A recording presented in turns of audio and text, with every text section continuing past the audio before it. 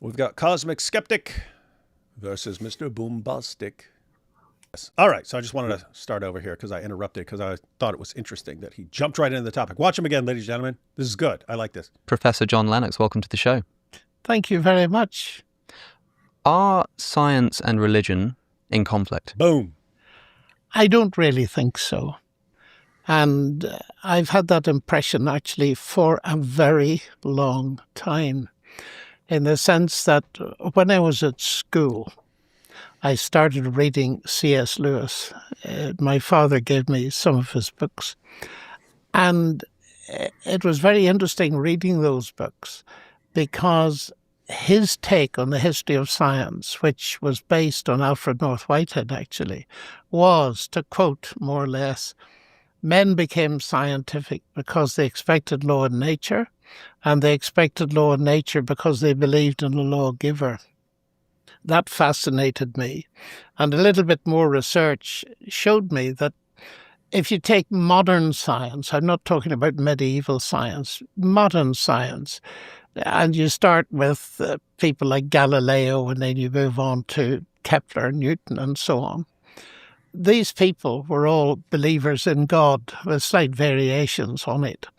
And it seemed to me there was a pretty close connection between their theism and their approach to science. Hey, this is interesting because all this stuff has, like, for a long time, post-Darwin basically, there emerged this idea, and it was a couple guys. It was Draper and then that other dude who basically popularized the myth that there's this ongoing conflict between science and religion. So, so they popularized this idea, and it was complete. It was like these guys were like completely distorting everything they were citing. But it became the popular idea and only started changing pretty recently. But Alvin Plantinga put out an entire book on science and religion, where the conflict really lies, because you eventually get to the new atheist, where the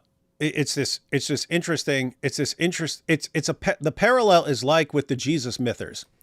You'll have at the popular level this idea, oh, maybe Jesus never existed. Jesus probably never existed, and so on. At the scholarly level, it doesn't exist. The scholars know Jesus existed, right? It's the popular level a stupid idea can take off.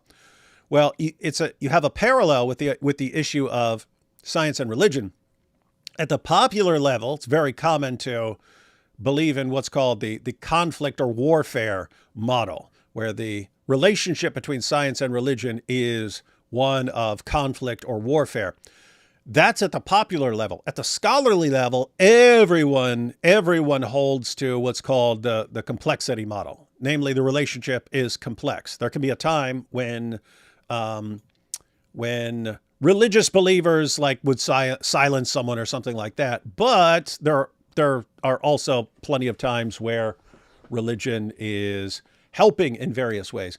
And what Plantinga ultimately concludes is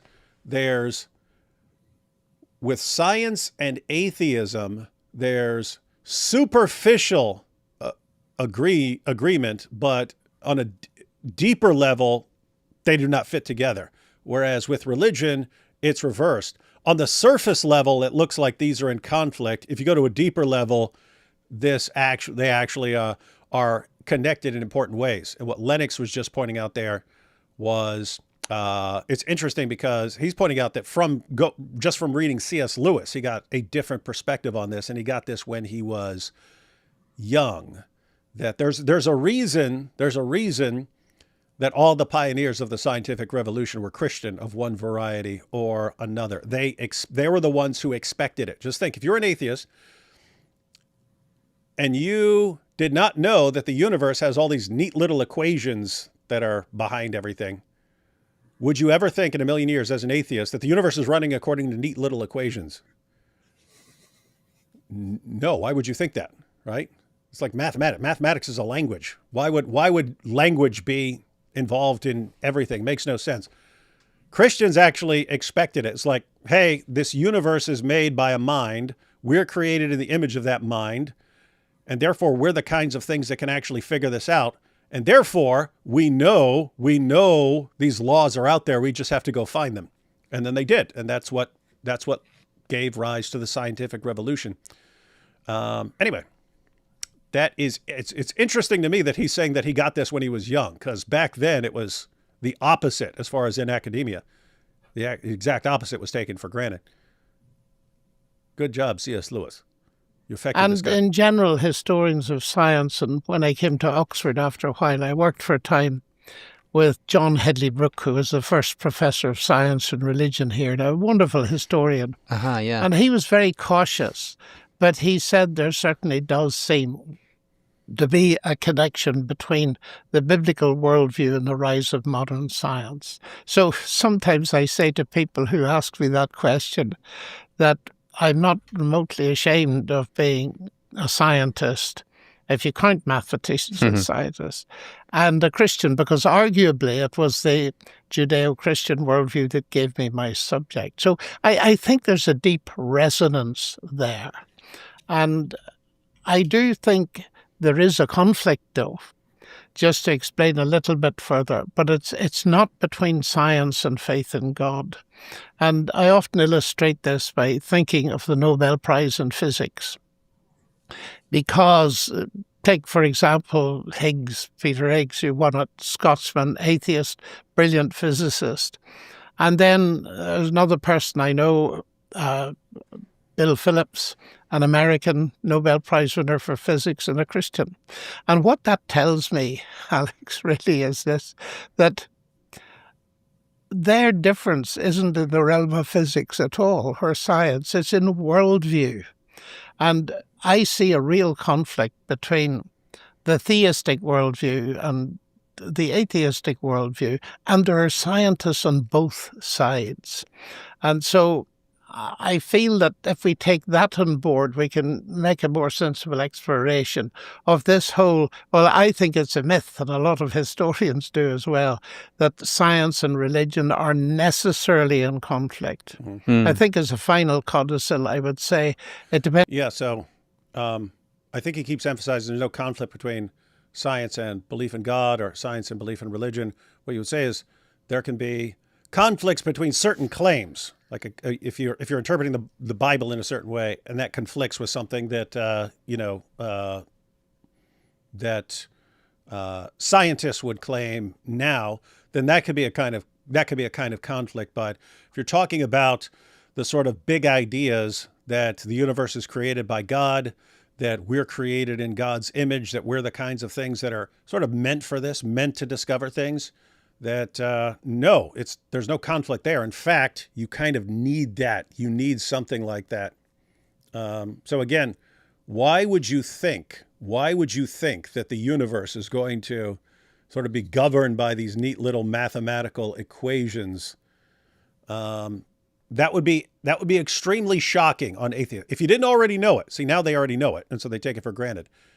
If we didn't know it, and you just said, okay, I'm a theist and you're an atheist, and we don't know what the universe is going to be like when we go out and examine it. Do you think that things are all following neat little mathematical equations? And I mean everything. If I drop this cup right now, it follows an equation. Like, why is everything obeying mathematics? Mathematics is a language. There's speech behind everything. And it is just, I don't know. It is interesting that you have in the Bible that God is upholding everything by his word. Huh?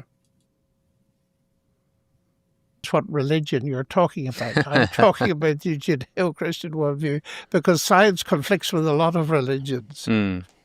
I think this question of the history of science, yes, and it being tied up with the Christian worldview is an interesting one, because to me it's slightly different to asking whether the findings of science after the scientific method gets off the ground conflict with the sort of tenets The Bible. of religious belief. And so I think what a lot of people will think is, okay, the founders of the scientific method were Christian, but of course they were, because everyone was Christian. And if science does somehow undermine Christianity, then of course they would be Christians because they hadn't invented the scientific method yet to undermine it. And so people will point to the findings of science and say that the explanatory power that these Christian men who wanted to understand the universe found in the scientific method removes the space needed for the explanatory power of God. Now, I know you disagree with that too, of course, but I was hoping you could tell us why. Hey, that's actually interesting, and that is one of the important responses. So there's kind of two things. There's kind of two things there. So on the one hand, you could agree, because it's indisputable that the pioneers of the scientific revolution were a bunch of Christians, right? You had Catholics, you had Protestants, you had a couple of heretics, but they all believed in God and they all believed in the Bible. And so on the one hand, you could say, okay, you had a couple of ideas that were important, like your belief that the universe was created and your belief that you're created in the image of God and your belief that you can go and figure these things out, and the belief that by understanding how God runs the universe, you're learning more about God. And so you actually think that this is a kind of worship. You're actually worshiping God by learning about how he's running the universe. You could grant all that and say, yes, that helped science get off the ground. But after science got off the ground, it took away the need for belief in God. So that's one kind of claim. The other kind of claim he just made was, well, everyone was a Christian back then. So of course the people coming up with science were Christians. People were Christians back then. That part's just total nonsense, right? You had, because guess what? You have tons of people beforehand, before Christians were there, and you had tons of people in different parts of the world. The stuff that's needed to get science off the ground is pretty basic. Like you take those ideas, the sort of measurements you need to get the scientific revolution off the ground that could have been done in a lot of other places. That could have been done in the Middle East. That could have been done in Egypt. That could have been done in China. That could have been done all over the world. People just didn't do it. So anyway, the point is there's something different about that group of Christians, that they did something that other people weren't doing. People had the opportunity, they didn't do it. Why did this group did it? Well, if you ask them, they tell you because we had certain beliefs that convinced us that we can actually figure this whole thing out. And guess what? They're right. So here's what's interesting. You can think of this as one big scientific hypothesis testing some of their core beliefs. If we're right about who created the universe and what we are in relation to that creator, if we're right about these things, then we are going to be able to go out there and figure out all this stuff. We'll be able to figure out cosmology, physics, chemistry, all this stuff. We'll be able to figure it out. Well, guess what? Every scientific discovery that was ever made after that is confirmation of that original hypothesis there. So you could say, in a weird way, that Christian theism has more scientific confirmation than any other hypothesis in history, because everything that science discovers is confirmation of that original hypothesis.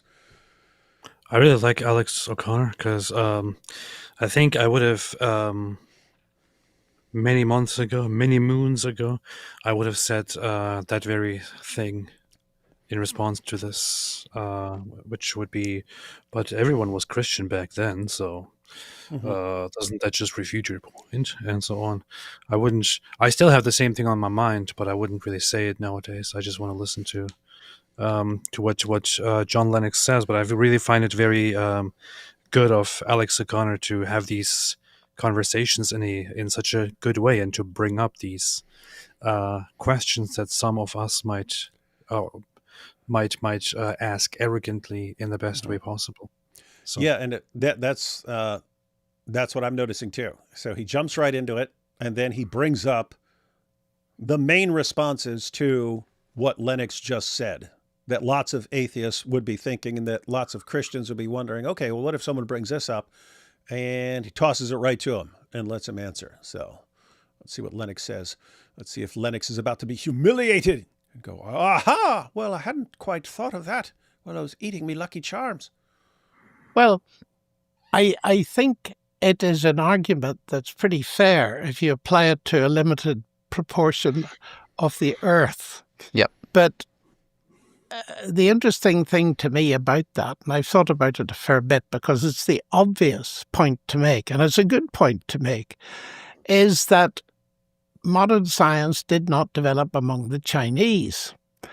And a lot of study was done on that particular topic by a very famous sinologist who actually, did he found the Academy of Sciences in China? I'm wrestling for his name. You probably know it. I'm not sure I do. But he did a lot of research, and he was principally a Marxist in his viewpoint. Mhm. And that is what makes his conclusion very interesting. He certainly was the author of a massive dictionary of scientific science and all that. He tried to explain within a Marxist framework why modern science of the type you described Right. didn't arise in China. And the conclusion he came to was it was a difference in a fundamental presupposition of the idea that there was a unification, in the sense that there was one creator who had created the universe and created the human mind to study it. And the Chinese didn't have that. That was his view. So it's Guys, when he talks about the unification, there's this idea of the uniformity of nature. So keep in mind, we have what's called the curse of knowledge. We already know certain things and we take it for granted. And you have to kind of pretend you don't know those things and try to imagine what you would think if you didn't know certain things. So if you were just in China many centuries ago, before the scientific revolution, where would you get this idea that there's like one creator who makes like a set of laws to govern everything? It's like, I mean, back in the day, people thought there were completely different rules for like here on Earth and then for up in the stars.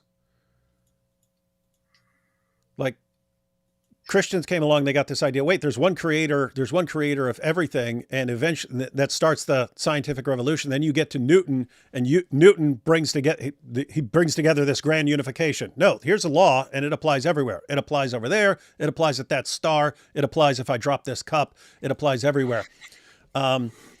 So anyway, Lennox is saying that you had a communist trying to figure out why the scientific revolution didn't happen in China. And it's because they had a different idea. They didn't have an idea that there's like sort of one thing, whatever it is, that is the source of everything else. And therefore you get no unification. So guys, just keep in mind, why wouldn't you think, if you had no clue what the causes of the universe were, why wouldn't you think that, the laws of nature here are going to be different from the laws of nature on like Mars or on a star, something like that? Don't know. You wouldn't. You'd have no reason to think that. seems to me that is an interesting response to this. If you take the whole world, modern science arose in a particular place, in a particular time, where, in a sense, the general background was Christian. But on the other hand, it didn't arise where the general background was very different. So I think that's how I would respond to it. So two questions come to mind for me. I did want to point out a little, because they point out, why didn't it arise in China? You could ask the questions, why didn't it arise in other places? Like in Islam, you do have the idea of one creator. You have the idea of one creator who creates everything. So why didn't Muslims come up with the scientific revolution? They had scientific advancements and so on, but it was like in engineering, coming up how to make stuff, and in medicine, so how to, keep your soldiers healthy and so on after battles. But why didn't Muslims come up with scientific revolution? Well, they had the idea of a creator. They didn't have the idea of human beings created in the image of God and kind of made to figure these things out. In Islam, you're ignorant unless Allah tells you something. You don't get this idea that you're supposed to go and figure things out. You're supposed to sit there and let Allah tell you things. And guess what? That's not a good recipe. That's not a good recipe for figuring out the universe. And so even when you had these brief spurts of science or philosophy and so on in Islam, they never last. They don't last. Islam suffocates it, and you never get anything like a scientific revolution. One is the question of the so-called golden age of the Islamic world, with particular reference to mathematics, Yes. which will make people think, okay, science arises in the Christian West, but we also have this rich tradition of We science do. and discovery That's within Islam absolutely as right. well.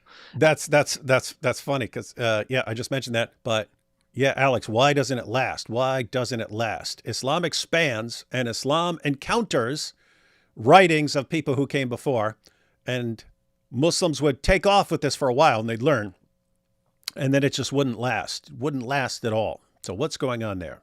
And the extent I'm saying that because I don't know what I know. John Lennox is a master of various fields. I don't know how much he knows about the history of Islam. So I guess we're about to find out. to which Well, you the thing said is, it depends which religion you're also talking not really.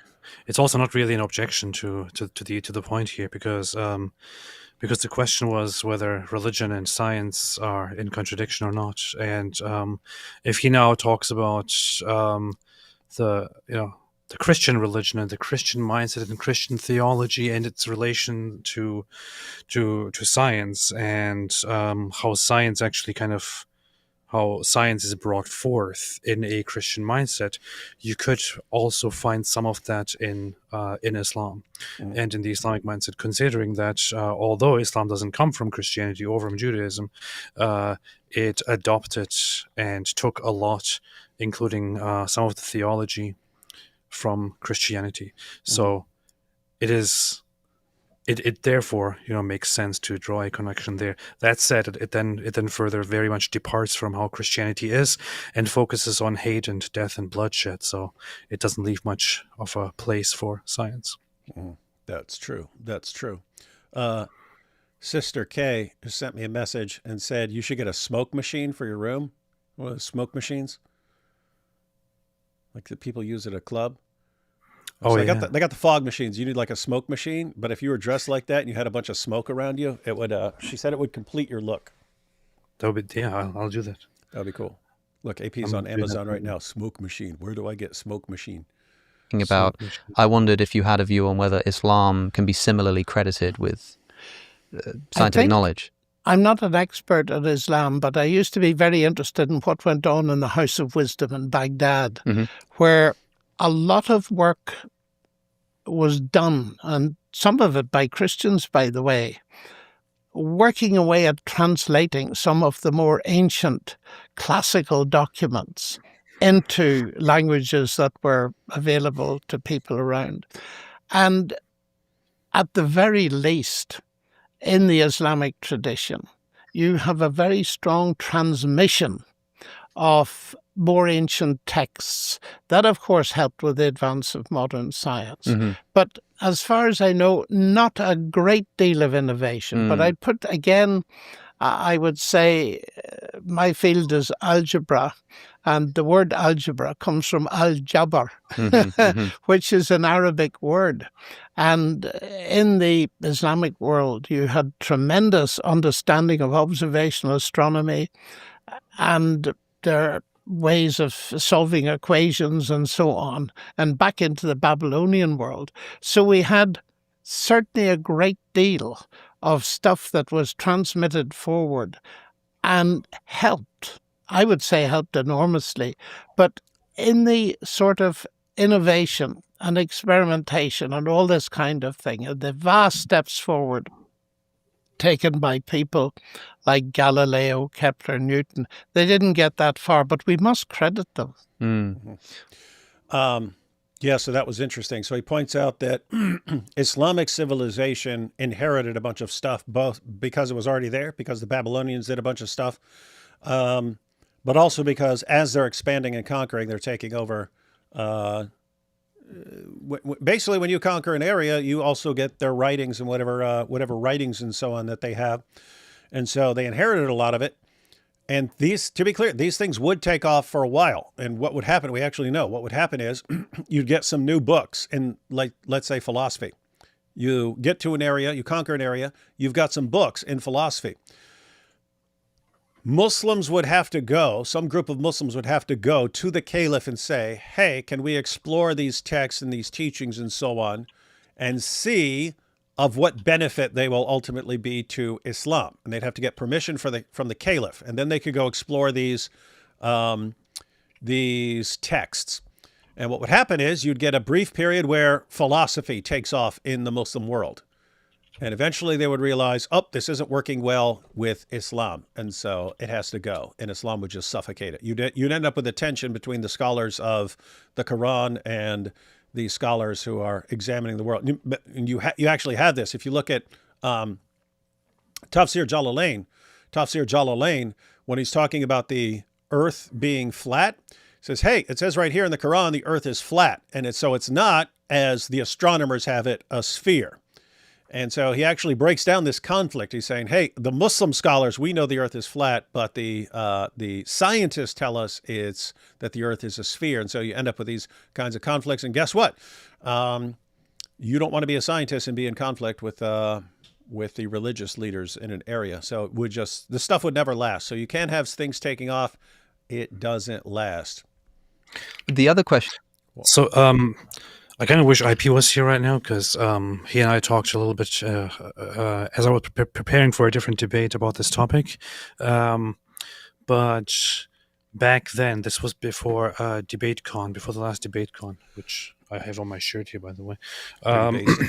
We were looking into the comparison between Christianity and Islam in terms of scientific development. And so the general findings, and there's a lot of research to be used for that as well, are that so what happens when Islam spreads early on is that the Islamic Empire advances and develops and takes over the elite centers and classes of the Persian Sassanid and some of the Byzantine society, and inherits a lot of texts, a lot of scientific knowledge, a lot of stuff that those civilizations leave behind and no longer have any use for.